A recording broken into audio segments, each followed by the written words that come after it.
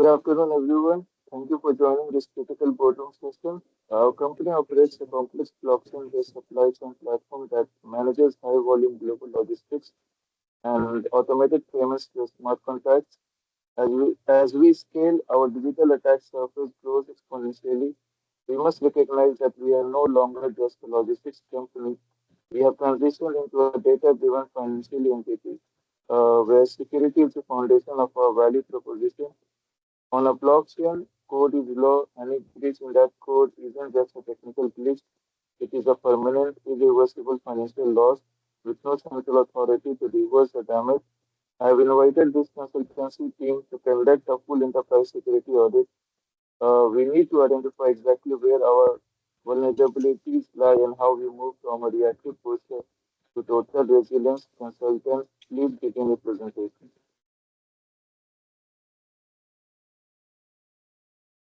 Thank you. We audited your blockchain system and found that you are currently at security maturity level 2. This means your defense are mostly reactive. Your biggest threat is smart contract exploit because your code is public on the ledger. Hackers can study it for any logic gap. If they find one, they can drain funds or stall shipments instantly. This isn't just technical glitch, it is a permanent financial and reputation risk. To fix this, we started by identifying your most critical assets. So we identify five key assets: node server, storage, network infrastructure, smart contract code, and transaction data. After applying the CIA tried, we determined that asset smart contract code is your most critical and vulnerable asset. It directly controls your automated payments and logistics because blockchain transactions are permanent and any bug in the code can lead to irreversible loss. For this reason, protecting the integrity of your smart contracts is the central focus of our security strategy. Next, we will look at how attackers actually target these assets. Ariana, could you change the slide? Sure.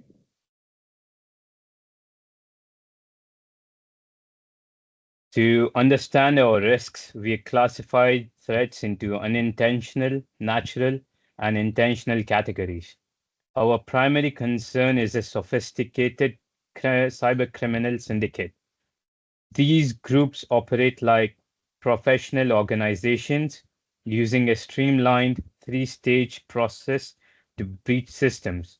First, reconnaissance. They utilize automated scanners like Mithril to find logical gaps or vulnerabilities in the public ledger.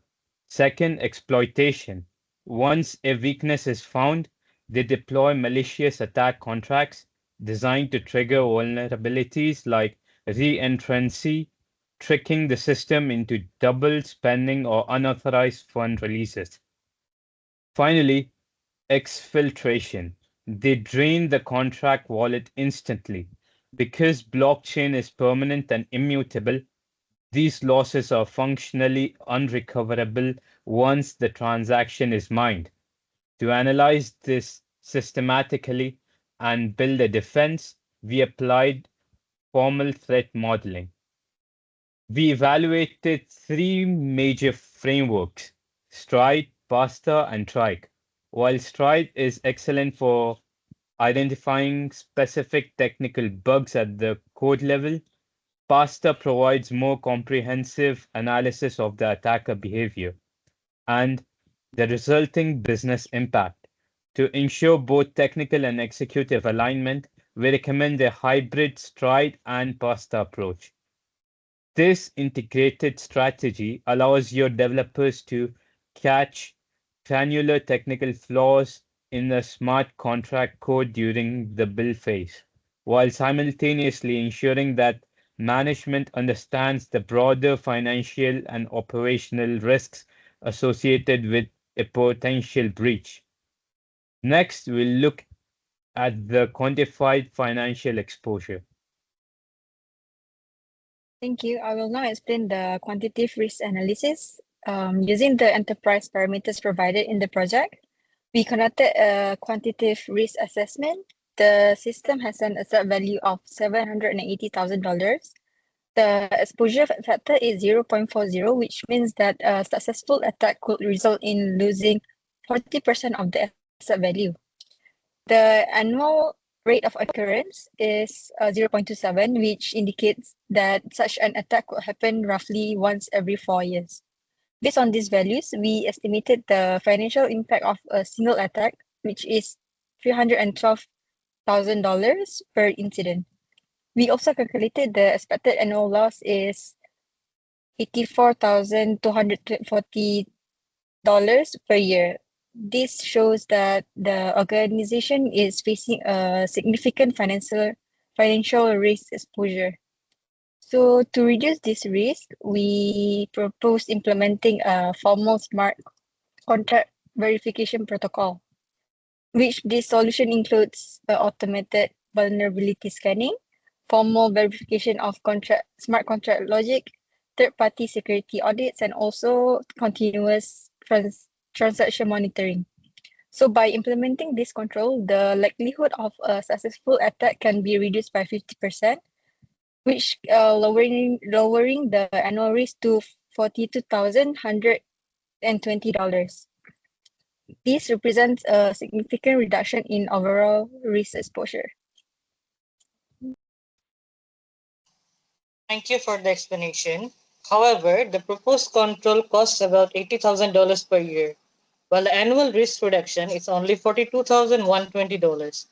From a financial perspective, this appears to produce a negative return on investment. Why should the company still implement this control? Thank you for the question. While the direct ROI seems negative on paper, the strategic value of this investment is immense. A single publicized breach causes catastrophic long-term reputational damage and a total loss of trust from our global supply chain partners. Furthermore, emerging international regulations will soon mandate these types of formal verifications for all blockchain entities. Implementing this proactive posture now lowers our future insurance premiums and builds a level of stakeholder trust that a simple balance sheet cannot reflect. We used a 5x5 risk matrix to rank these threats. Since a single exploit costs 312,000, it falls into the catastrophic risk category. To fix this, we recommend a risk reduction strategy. Our new policy is simple. No smart contracts goes live without automated scanning and an independent audit. If it fails, the system blocks deployment automatically. This moves security from a manual suggestion to a technical requirement. And we also evaluated the cryptographic architecture required to secure the communication across distributed blockchain nodes. Using the assigned prime numbers, we calculated the RCA modulus, which gives a value of 4331 and Euler's Totian value of 4200. These values form the foundation of the RSA public and private key system used for digital signatures and also secure authentication.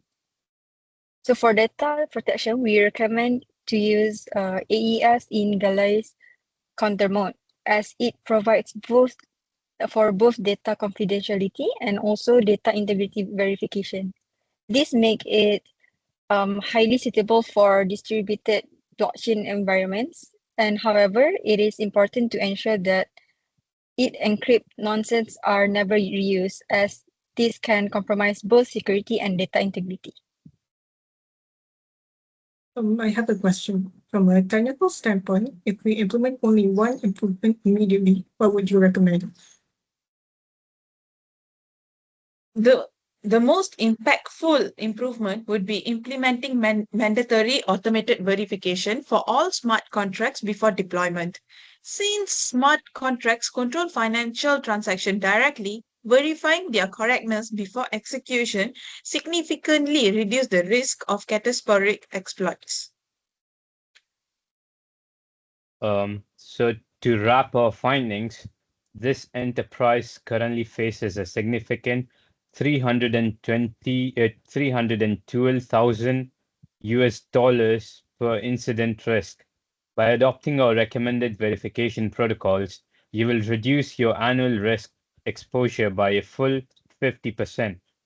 Combining this rigorous verification with AES CGM encryption for your data and RSA signatures for node identity will transform your security posture from a reactive to resilient, but effectively protecting both your capital and your global reputation. So thank you for this clear and sharpening roadmap. The strict toward technical enforcement of our security policy is an absolute necessary step for our future growth. CFO, I want you to work closely with the consultants to pull this trust value and reduction into our next quarterly report. CPO, I expect the implementation of these protocols in our test environment by Monday morning, and we'll review the finalized budget for these controls immediately. The session is adjourned. Thank you.